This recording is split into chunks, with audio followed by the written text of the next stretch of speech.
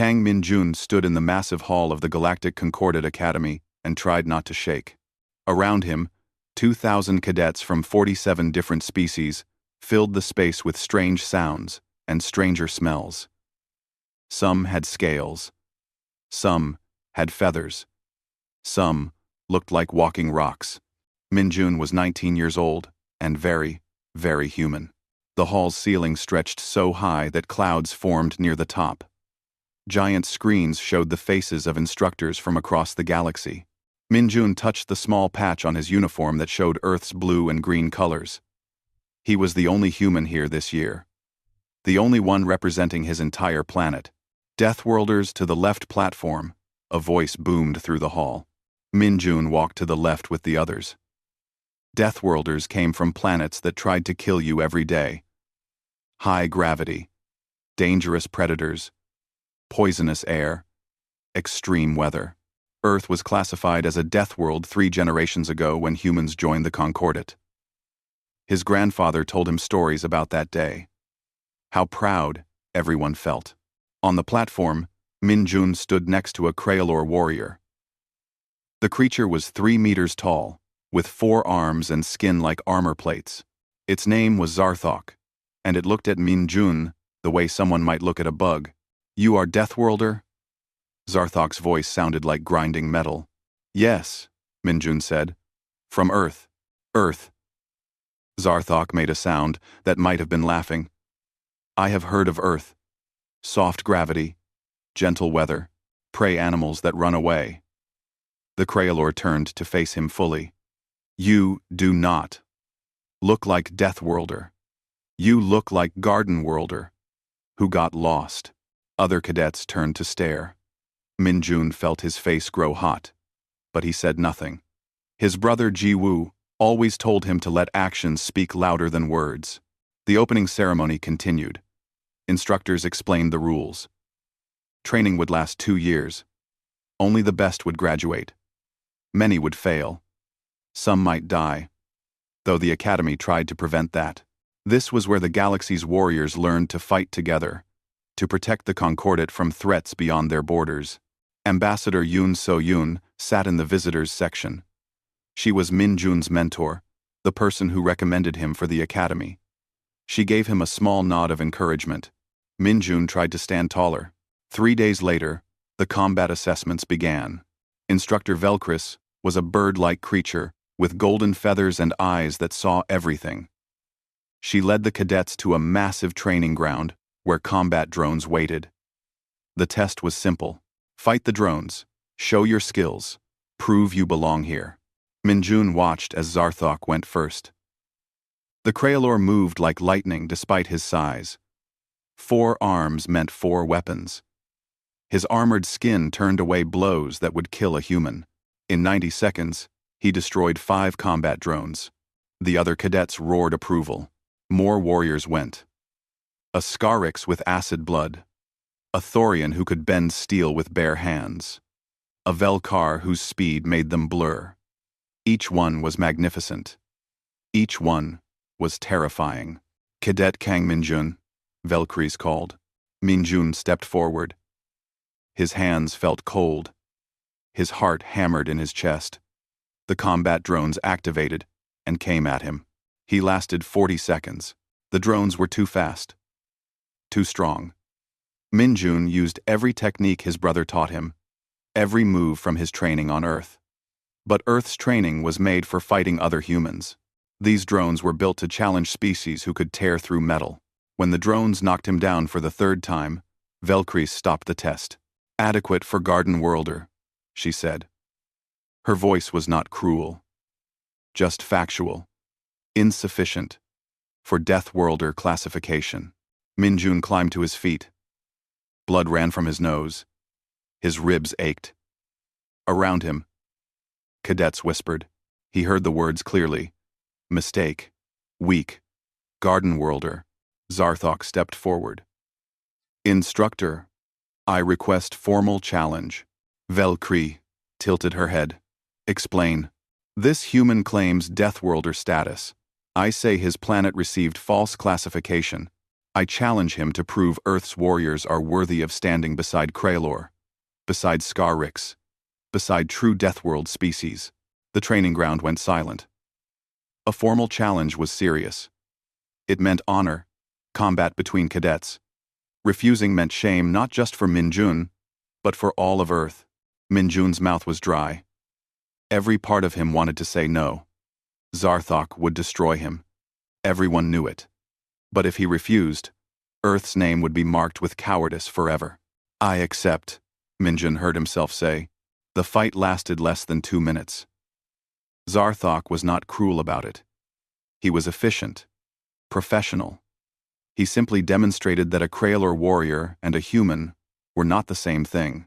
When Minjun could not stand anymore, Zarthok helped him up. You have courage, the Kraelor said quietly. But courage is not enough. Your planet should not be classified with true death worlds. This is not insult. It is truth. The medical team took Minjun to the infirmary.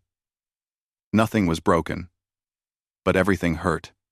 Through the window, he could see Earth in the distance, a small blue dot among the stars. That evening, Instructor Velcrease visited him. Cadet Kang, I am reassigning you to diplomatic studies. Your performance suggests this is better suited to human capabilities. There is no shame in this. Not every species is meant for combat. I want to stay in combat training, Minjun said. That is not possible. You do not meet the requirements. Velcrease's tone was gentle, but final. Perhaps Earth's classification was error. Perhaps your people survived through intelligence and hiding rather than fighting. There is wisdom in knowing your limitations. After she left, Ambassador Yun came to sit beside his bed. She did not speak at first. Finally, she said, Minjun, maybe she is right. Maybe combat is not our strength. My brother is combat soldier, Minjun said. My grandfather fought in the Unification Wars. Humans know how to fight. Min. Say. Against other humans, Yun said softly. The galaxy is bigger than Earth. Different rules apply here.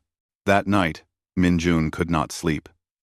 He went to the observation deck, where no one else went during sleep hours. He pressed his hand against the cold window and looked at Earth. Somewhere down there, his brother was serving with the Colonial Marines. Somewhere down there, millions of humans believed their representative would make them proud. He had failed them all in less than a week. Minjun closed his eyes and felt shame burn through him like fire. They had called Earth a garden world. They had called humans weak, and he had proven them right. Minjun did not accept his reassignment. During the day, he attended diplomatic studies classes because he had no choice. But at night, when other cadets slept, he went to the simulation chambers. The academy had hundreds of them, and most stayed empty during off hours. Minjun trained alone in the dark. He was not getting stronger. His body could not match Kraelor armor or Scarrix's speed. But he could practice. He could improve. He could refuse to quit. On his 5th night of secret training, the lights came on suddenly. Minjun spun around to find a man watching him. The man was human. Older, with gray in his hair and kind eyes behind glasses.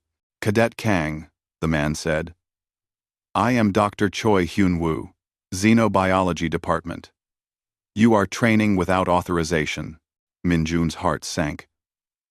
Punishment? Dr. Choi smiled. I came to help you, not punish you. The doctor sat down on a bench and gestured for Minjun to join him. I have been watching the Deathworlder assessments. I saw your fight with Zarthok. I saw what the instructors concluded about humans. They were right. Minjun said bitterly. I am weak, compared to real Deathworlders. Are you? Dr. Choi pulled out a data pad. Tell me, Cadet Kang, what do you know about persistence hunting? Minjun shook his head. Nothing. Then let me teach you about your own species. Dr. Choi's fingers moved across the pad, bringing up images. 2 million years ago, humans could not run fast like predators. could not fight strong like bears or lions. So how did your ancestors hunt animals bigger and stronger than them? Traps, Minjun guessed. Those came later. First came something else. Humans ran. Choi showed him footage of African plains, ancient humans moving across the landscape. Your ancestors picked an animal and followed it. Not fast. Not in a sprint. Just followed. Hour after hour. Day after day, if necessary. The animal would run away, fast and strong. But it would have to stop to rest. Humans would catch up. Animal would run again. Humans would follow again. That seems cruel, Minjun said quietly. Nature is cruel. But here is the important part. Eventually, the animal would collapse from heat exhaustion. Most mammals cannot cool down while running. They must stop and pant. But humans? Dr. Choi smiled. Humans sweat. You can cool down while still moving. You can run in the hottest part of the day when every other predator must rest. Your body is built for this. Your legs are springs. Your breathing adjusts. Your mind can endure the boredom of hours of running. Minjun looked at his own hands. But we have spaceships now. This does not matter anymore. Does it not? Dr. Choi stood up. Come with me. The doctor led Minjun to his laboratory. Inside were files upon files of Concordat species data. Dr. Choi pulled up comparison charts. Look at sleep requirements. Craylor need 12 hours of rest per day. Scarrix need 8. Thorians need 16. Humans? You can function on 4 to 6 hours. In emergency, humans have stayed awake for days. He pulled up more data. Look at temperature tolerance. Most species have a range of 20 degrees. They can survive comfortably. Humans can function in ranges of over 60 degrees. Look at healing. Look at adaptability. Look at psychological stress tolerance. But none of that helps in combat, Minjun said. Combat is not just one fight. It is campaigns, missions, long operations. Dr. Choi sat back. The Concordat thinks in terms of individual battles. Hit hard, hit fast, win or lose quickly. They do not understand species that win through endurance, through never stopping, through being the enemy that is still there when everyone else has gone home. Minjun thought about his brother's letters from the colonial marines. Ji-woo often wrote about long patrols, about operations that lasted weeks, about pushing through when every part of you wanted to stop. The problem, Dr. Choi continued, is that these advantages do not show in assessment tests. How do you test for never giving up? How do you measure the ability to keep going when everything hurts? He looked at Minjun seriously. But there is one test that might show what humans truly are. What test? The Crucible. It happens once per year. A month-long survival exercise on a real death world. No simulations. Real danger. Real distance. Real suffering. Dr. Choi pulled up information about Karzan, a jungle planet that looked like nightmare fuel. 500 kilometers through that environment. Most cadets take 10 to 14 days. Some do not finish at all. Minjun stared at the images. Poisonous plants. Extreme heat during the day. Freezing cold at night. Dangerous predators. Limited water sources. And you think this would be good for me? I think this is where human advantages might actually matter. Where persistence means more than strength. Where endurance beats speed. Dr. Choi met his eyes. But I will not lie to you. It will be the hardest thing you have ever done. You might fail. You might get injured. Are you willing? Minjun thought about the shame in the training ground. The whispers calling Earth a garden world. The disappointment in Ambassador Yoon's eyes. His brother's voice in his head saying, "Humans do not quit." "Yes," he said. "I am willing." The next morning, Minjun submitted his application for the Crucible. Instructor Velkris called him to her office. Cadet Kang, this is not necessary. You are doing well in diplomatic studies. I want to prove that Earth deserves its Deathworld classification, Min Jun said. Velcris studied him with her sharp bird eyes. The Crucible is dangerous. 3 cadets have died there in 20 years. Many more have been seriously injured. Your performance suggests you are not ready. Then I will fail. But I need to try. The instructor was quiet for a long moment. Very well. But understand that if you activate your emergency beacon, your application to combat training will be permanently rejected. You will have one chance only. I understand. News spread quickly through the academy. The weak human was going to attempt the Crucible. Min Jun heard the whispers and the laughter. He heard cadets making bets on how quickly he would fail. 3 days before the Crucible began, Min Jun received a message from his brother. Ji Woo's face appeared on the screen. Worn and tired from some mission Min Jun could not ask about. Little brother, Ji Woo said. I heard what you are doing. I am proud of you. Remember what grandfather taught us. We are not the strongest. We are not the fastest. But we are the ones who keep going when everyone else has stopped. That is what makes us human. That is what makes us dangerous. The message ended. Min Jun watched it 3 more times, memorizing every word. On the night before the Crucible, Min Jun could not sleep. He went to the observation deck one final time. This time, he was not alone. An insectoid cadet named Krisha stood there, her multiple eyes reflecting starlight. You are brave or foolish, Krisha said in her clicking voice. I cannot tell which. Maybe both, Min Jun admitted. The betting pool says, you will fail in 5 days. I did not bet against you. She turned to look at him. I think you might surprise them. Good luck, human. As Min Jun walked back to his quarters, he felt something he had not felt since arriving at the academy. Not confidence exactly, but purpose. He might fail. He probably would fail. But he was going to show them what a human could do when pushed to the absolute limit. He was going to show them that sometimes, the one who wins is simply the one who refuses to stop. The transport ship dropped Min Jun into Karzan's jungle at dawn. One moment he was in the ship's cargo bay with 50 other cadets. The next moment, he was falling through hot, wet air toward a green hell below. His emergency chute deployed automatically. He landed hard in thick mud that smelled like rot and copper. Around him, the jungle screamed with life. Insects the size of his fist buzzed past. Something roared in the distance. The humidity made every breath feel like drowning. His uniform was already soaked with sweat, and he had been on the ground for less than a minute. Min Jun checked his supplies. 1 water container. 1 basic knife. 1 emergency beacon. 1 small medical kit. No food. No compass. No map. The extraction point was 500 kilometers north. He had 30 days to reach it, or activate his beacon, and fail. He looked up at the sun, fixing his direction, and started walking. Far ahead, he knew Zarthok and the other Kraelor were already running at full speed.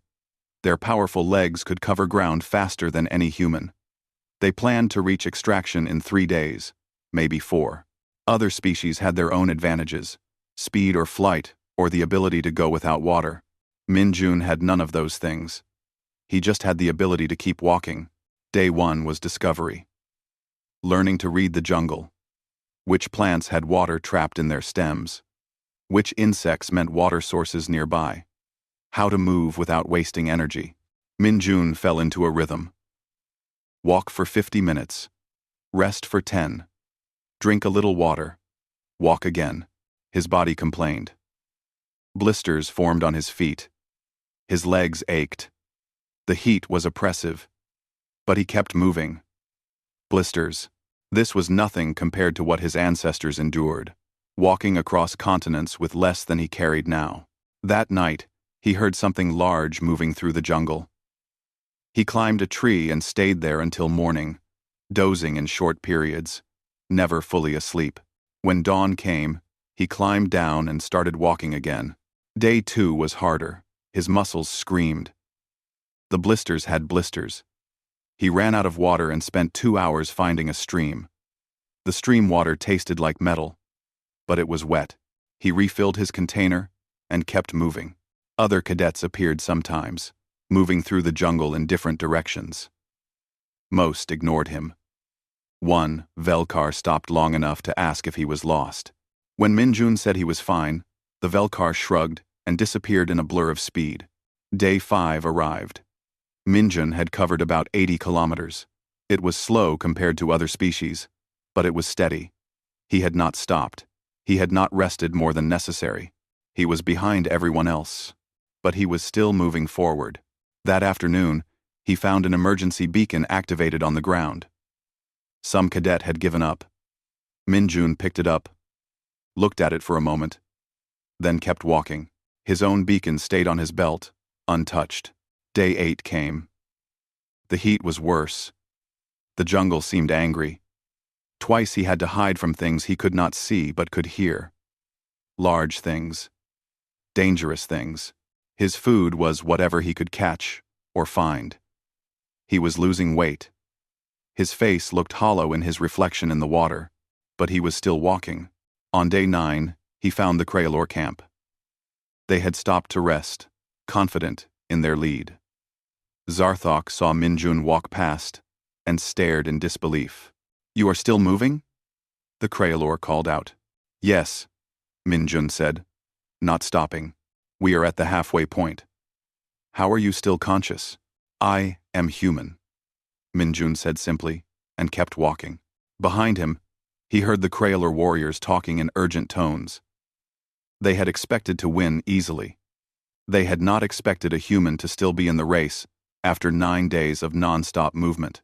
Day 12 arrived. Minjun's body was a map of pain. Every step hurt. His feet bled. His muscles felt like they were tearing.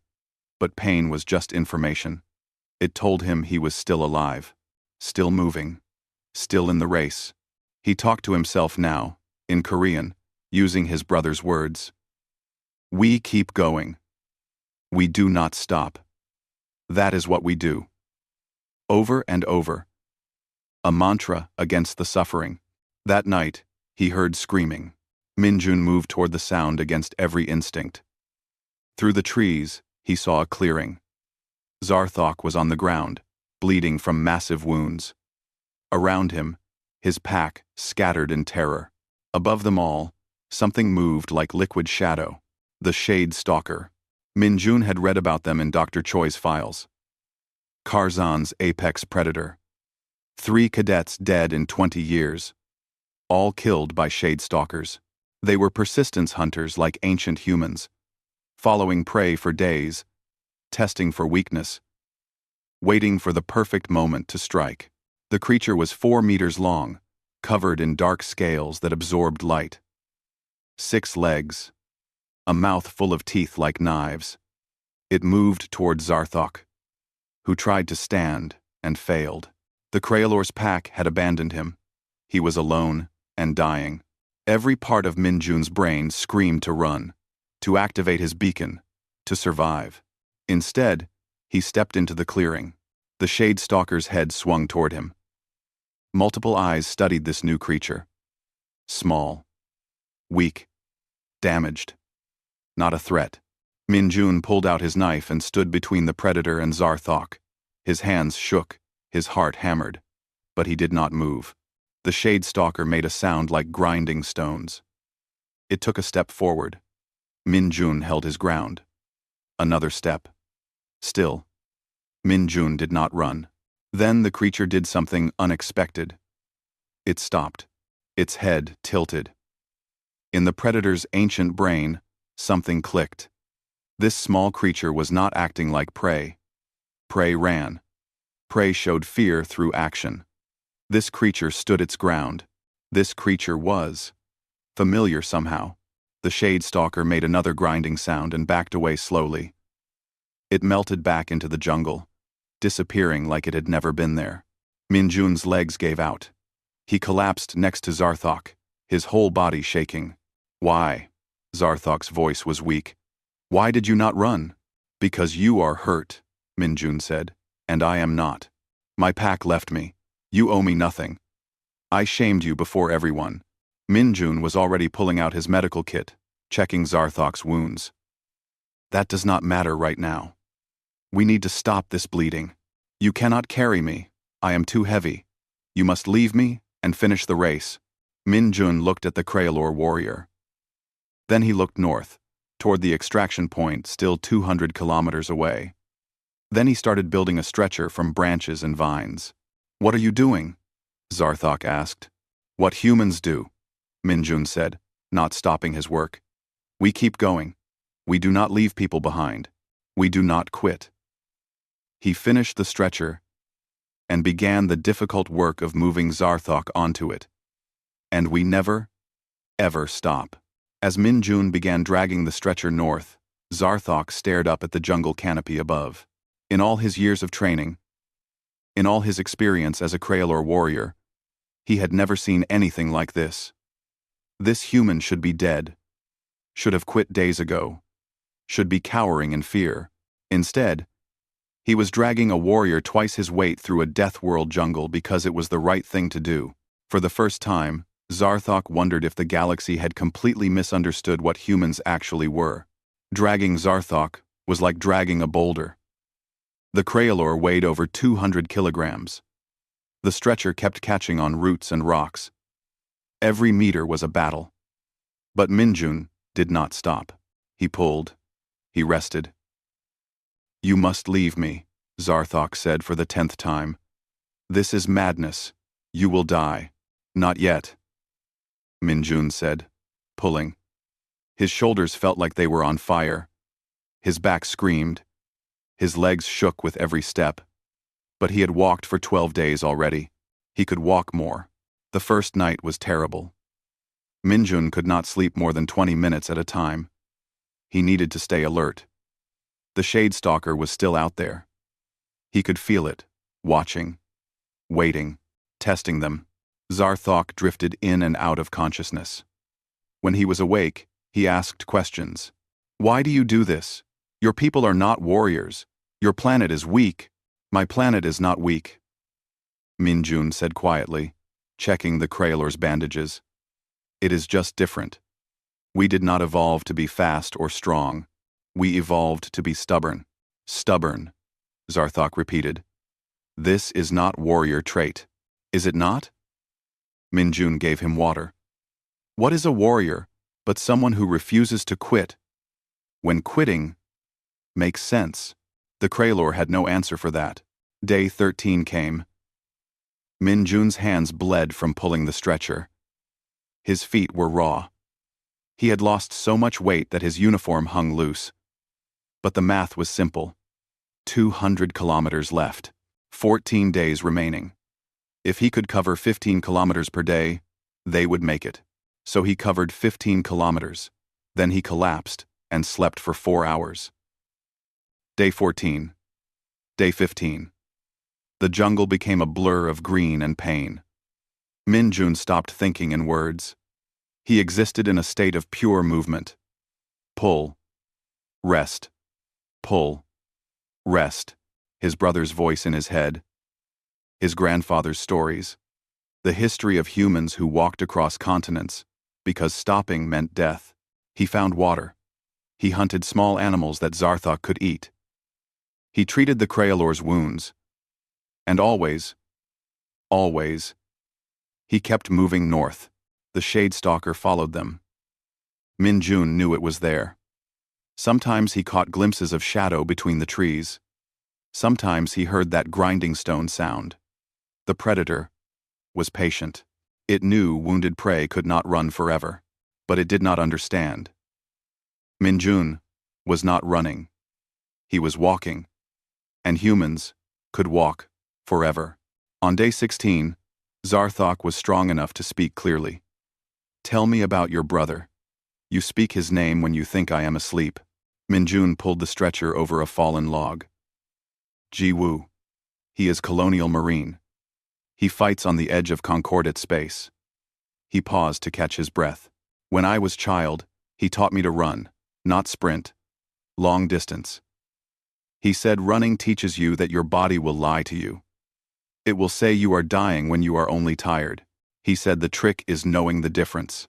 And you know the difference? I am learning. That night, the Shade Stalker attacked. Min Jun was ready. For days, he had been preparing. He had placed sharpened stakes around their camp. He had rocks positioned for throwing. He had memorized every tree and shadow. The predator came fast and silent. But Min Jun was not where it expected. He rolled left, grabbed a burning branch from the fire, and swung it at the creature's eyes. The Shade Stalker hissed and backed away. Then it came again. And again. For hours, it tested them. Each time, Min Jun was ready. Not because he was fast or strong, but because he had spent 3 days thinking about this moment, planning, preparing, using the one advantage humans had always possessed, the ability to think ahead and plan for suffering. The predator could not understand it. Prey did not fight like this. Prey panicked. Prey made mistakes. This small creature made no mistakes. Every movement was deliberate. Every defense was thought out. It was not reacting. It was executing a plan. As dawn approached, the Shade Stalker made its final rush. Min Jun did not try to dodge. He set his feet, held Zarthok's blade that the Craylor had given him, and braced for impact.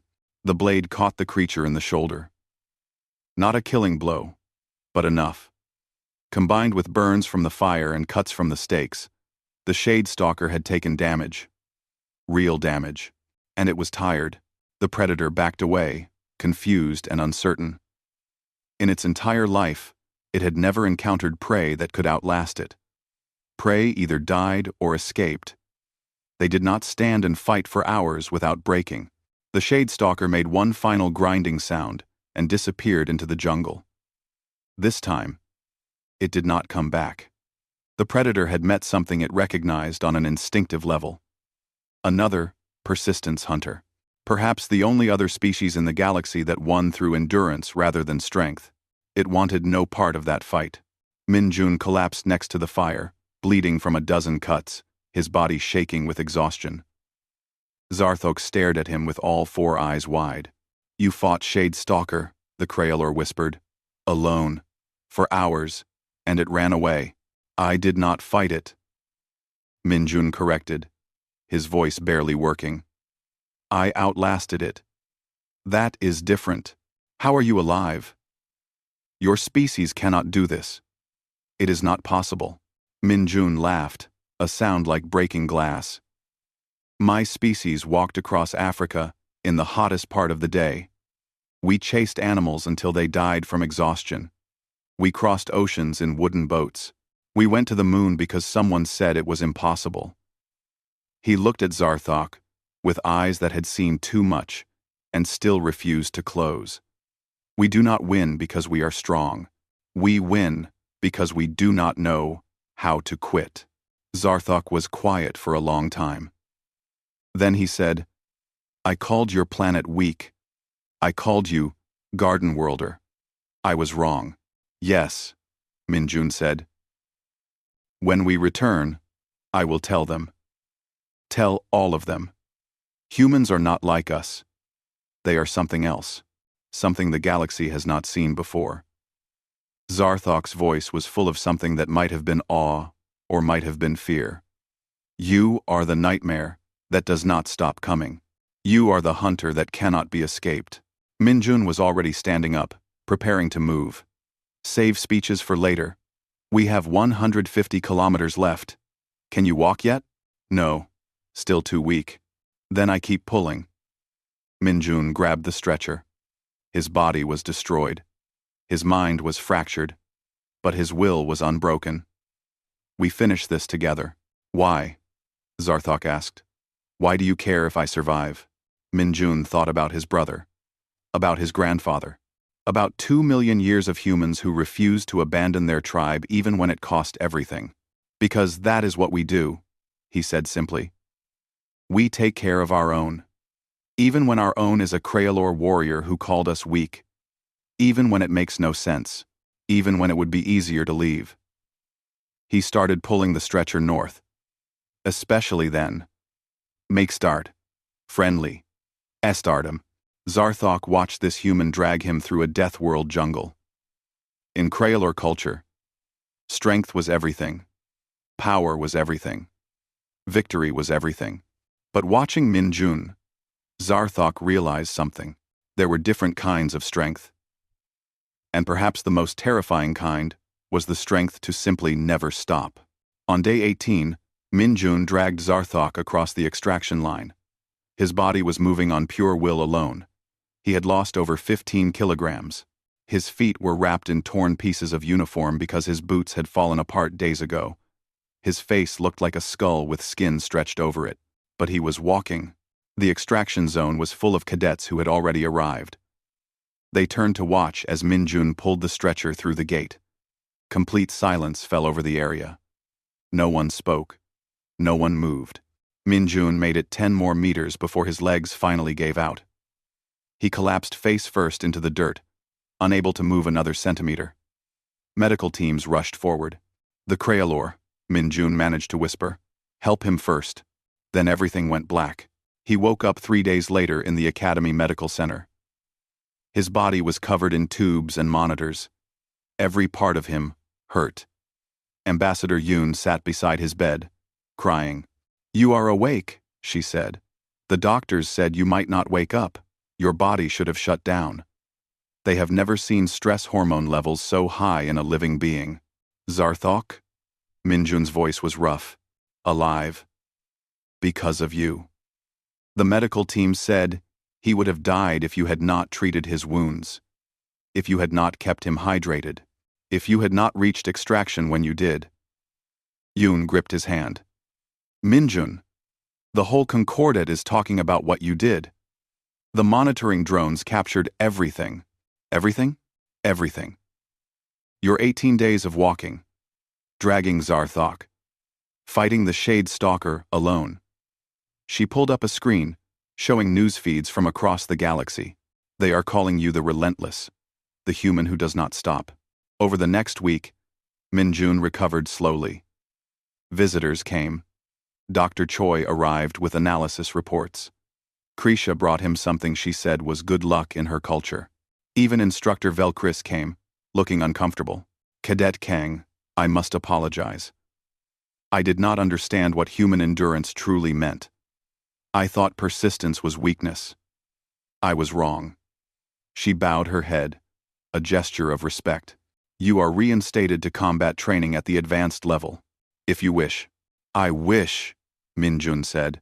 On his 10th day in medical, Zarthok came to see him. The Craylor moved slowly, still healing, but alive. He stood at the foot of Min Jun's bed for a long moment, saying nothing. I owe you life debt, Zarthok finally said. In Craylor culture, this is sacred bond. You are not just ally now. You are pack brother. I do not understand. Zarthok pulled out a ceremonial blade. Before Min Jun could react, the Craylor cut his own palm. Purple blood welled up. He offered the blade to Min Jun. Blood right. You cut palm. We mix blood. We become brothers in eyes of all Craylor. In eyes of all Concordat. Zarthok's 4 eyes were intense. I know I do not deserve this honor. I shamed you. I called you weak. But I ask anyway. Will you accept? Min Jun's hand was shaking as he took the blade. He cut his palm. Red human blood met purple Craylor blood as they gripped hands. I name you Relentless Brother, Zarthok said formally. I name you Persistence Made Flesh. I name you the hunter that never stops. His voice rose so others in the medical center could hear. Let all species know that humans are not garden worlders. They are something far more dangerous. They are the species that does not quit. Ever. News of the blood right spread instantly. That evening, the Academy called a full assembly. Every cadet, every instructor, the entire Galactic Diplomatic Corps watching by transmission. Ambassador Yoon stood before them all. Behind her, screens showed footage from the Crucible. Minjun walking. Day after day. Never stopping. Carrying Zarthok. Fighting the Shadestalker. For 3 generations, the galaxy has wondered about humans, Yoon said. We look weak. We are not fast. We are not strong. Our claws are dull. Our teeth are flat. By every standard measure, we should be prey species. But we are not. She played more footage. Ancient Earth. Humans running across plains. Humans crossing deserts. Humans climbing mountains. Humans exploring frozen wastelands. Humans are persistence predators. 2 million years ago, our ancestors looked at animals faster and stronger than them and said, "We will follow you until you cannot run anymore." And we did. We chased prey for days until they collapsed from exhaustion. We are the only species in the galaxy that evolved this way. Dr. Choi stepped forward with technical data. Humans require less sleep than most species. Humans can function in temperature ranges that would kill others. Humans can endure psychological stress that breaks other minds. Humans have a cooling system that lets them move during the hottest hours when every other predator must rest. He looked at the assembly seriously. But most importantly, humans have something no other species possesses to the same degree. The ability to decide something must be done and then simply never stop working toward it. On the screens, they showed more footage. The moment when the Shadestalker backed away from Minjun. Xenobiology experts provided analysis. The Shadestalker is a persistence predator like ancient humans, one expert explained. It hunts by following prey for days. Nothing escapes it. But when it encountered Cadet Kang, something unprecedented happened. It recognized another persistence predator. Perhaps the only other species in the galaxy that hunts through endurance. And it withdrew because even predators know when they have met their match. The Galactic Council appeared on screen. They looked shaken. The council speaker addressed the assembly directly. We hereby issue formal reclassification. Earth is not simply a death world. Earth is a Class 12 persistence predator world. A new classification created specifically for humanity. This is the highest threat classification ever assigned to a Concordat member species. The speaker paused. Not because humans are violent, but because humans, once they decide on a goal, will pursue it until the heat death of the universe if necessary. There is no stopping them. There is only hoping they choose to be your ally rather than your enemy. In the assembly hall, cadets from dozens of species looked at Minjun with new eyes. Not with contempt, with something closer to fear. And respect. Over the following weeks, everything changed. Combat instructors redesigned training to include endurance operations. Other species asked to learn the human way of warfare. Requests came from across the Concordat for human advisors on long-term operations. Minjun returned to training. This time, no one laughed. When he ran his long, slow distances, while others sprinted and rested, they watched and learned. When he practiced for hours while others took breaks, they understood they were seeing something special. Zarthok became his closest friend. The Craylor told anyone who would listen about the human who carried him through hell and never complained. About the human who fought a Shadestalker for hours and won through patience. About the human who represented something the galaxy had never encountered before. One evening, Minjun received a message from his brother. Jiwoo's face appeared on screen, grinning with pride. Little brother, you showed them. You showed all of them what we are. Not because we are strong. Not because we are fast. But because when we decide something matters, we do not stop. We do not quit. We do not give up. Jiwoo's expression turned serious. Grandfather would be proud. Our whole planet is proud. You did not just represent Earth. You reminded the galaxy why they should be very, very careful about making humans their enemy. The message ended. Min Jun stood in the observation deck, looking at Earth like he had so many times before. But this time was different. This time, he was not alone. Cadets from a dozen species stood with him. "Tell us about persistence hunting," one asked. "Teach us to endure like humans." Min Jun smiled. "It is simple. You just decide to keep going. Even when everything hurts. Even when your body says to stop. Even when quitting makes perfect sense." He looked at Earth. That small blue world that produced a species too stubborn to accept limitations. You just keep going. That is all it takes. That is all it has ever taken. Somewhere in the jungle of Karzan, the Shade Stalker moved through darkness. The predator that had killed 3 cadets in 20 years. The predator that had never met prey. It could not outlast. Until it met a human. The creature would never hunt near the academy grounds again. Because even apex predators know when they have encountered something that should not exist.